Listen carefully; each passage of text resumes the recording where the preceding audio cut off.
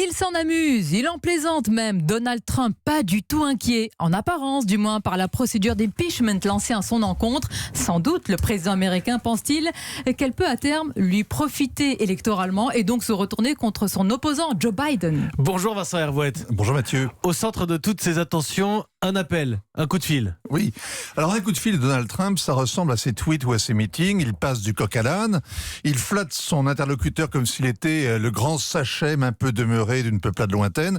C'est confus, désarmant, mais l'idée générale est matraquée. En juillet, il voulait que l'Ukraine enquête sur les affaires du dernier fils de Joe Biden et sur une éventuelle intervention de son père.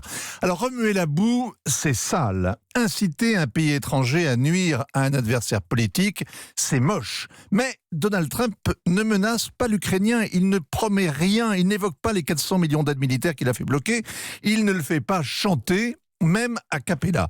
Évidemment, il sait que des magnétos tournent comme Paul Bismuth. On attend le verbatim intégral, mais il n'est pas évident que Donald Trump ait franchi la ligne jaune. Il n'est pas évident non plus que ce coup de fil relève des activités du renseignement intérieur mettant en cause la sécurité du pays, seul cas où la loi autorise un membre des services à lancer l'alerte.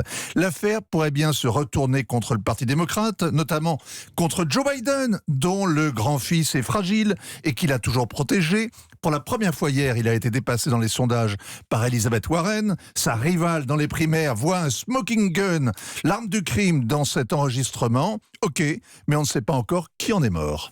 L'éclairage international de Vincent Hervouette dans le journal de 8h. Merci Vincent.